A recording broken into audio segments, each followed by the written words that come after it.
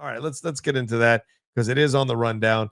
Let's see, where is it? Here we go. So X-Men director Bryan Singer has secretly helmed a new movie that could result in a hotbed of controversy. What a surprise. Bryan Singer has been out of the public eye for the past 8 years, but a new report because of accusations of him doing inappropriate stuff with people underage. But a new report is claiming that the disgraced filmmaker is in the process of planning a comeback. Back in 2023, we learned that Singer was, quote, quietly plotting a return and had been pitching a slate of new films set in and around Israel, where he has been living for the past few years. Details were few and far between at the time, but we now have quite a bit more to go on.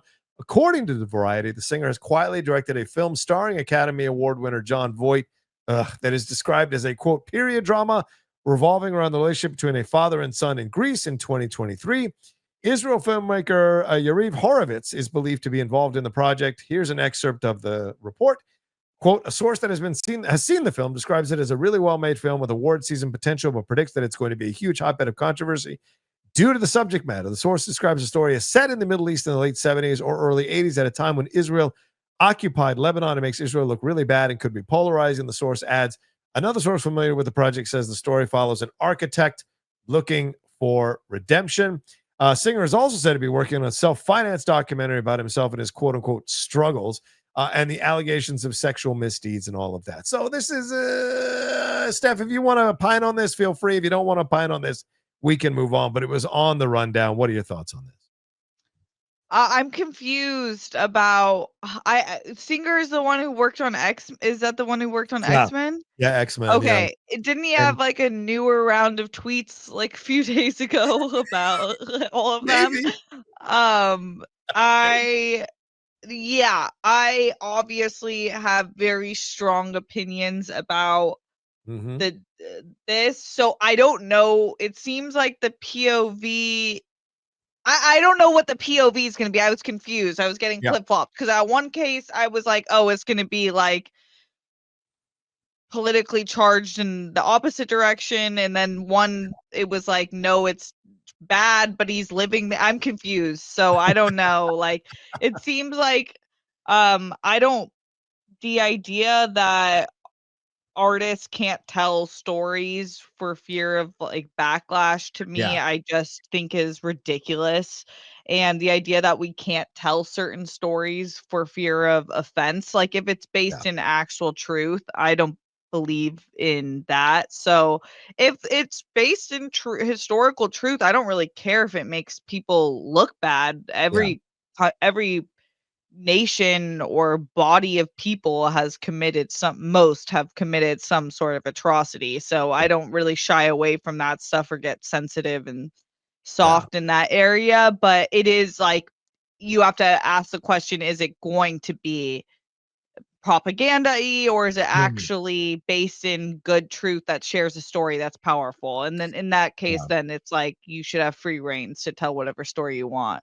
Yeah, I mean, creators should be allowed to create, and it's up to the public to decide if they want to patronize that creation, if they want to go see it, if they want to pay money to see it, if it because apparently distribution for this film is imminent, and so it will happen. And certainly, you're seeing a massive pushback in Hollywood and in our society against anyone who's been accused of anything. People are opening doors to bring them back in. I saw Jeremy Piven on the Tony Hinchcliffe thing on Netflix the other day. I was like, oh, geez. So you're seeing this happen now more and more. Everybody who's been accused of anything now is being walked back into Hollywood. I would not be, and it's sad that Bryan Singer, goes in that direction to work with John Voight, which is just an interesting situation within itself. And then they're shooting, and then they've shot a film that is purposely to get some controversy by shooting it in the Middle East during that time. This is all for attention. This is absolutely all for attention. Maybe Singer's a Leo as well. I don't know. And so you see that happening in that way. So, this is what we're going to see. And I've said this 100 times in the last few years. I don't know if people really believe it, but Hollywood was never as liberal or progressive as people always thought it was. There's always been people who are conservative point of views, people who are willing to take sides on issues that maybe a lot of liberals, progressives don't necessarily fall on. And so there's always been opportunity for people like that. If you're good, you have to be good. And certainly Bryan Singer has proven he's a damn good director. And John Voight has proven he's a damn good actor in years past. So These are the things you see. So them coming together, make a film, not surprised. Will the public respond to it? Will they go see it?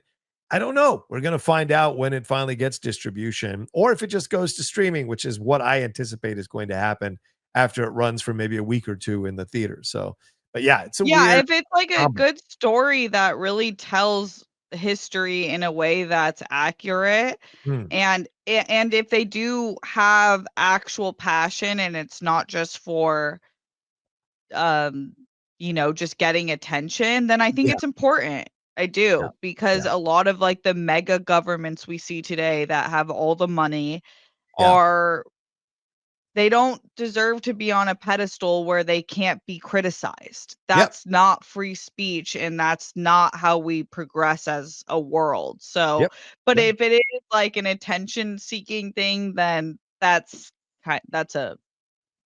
gross to me, yeah, but yeah, yeah. Agreed, agreed. Shopping for a car should be exciting, not exhausting. Man, between misleading prices, hidden fees, it feels like a maze. This is what I love about CarGurus. They rank the best deals, they verify dealers, and they make sure that you never pay more than you should. Your big deal, it just became a great deal. CarGurus will connect you with trusted dealerships when you're ready, ensuring a transparent and hassle-free buying process. They give you control to shop how you want to shop with the tools, the information, and data-driven deal ratings that you need. It's no wonder that SimilarWeb estimated traffic data shows CarGurus is the #1 most visited car shopping site. Buy or sell your next car today with CarGurus at CarGurus.com. Go to CarGurus.com to make sure your big deal is the best deal. That is CarGurus.com. CarGurus.com.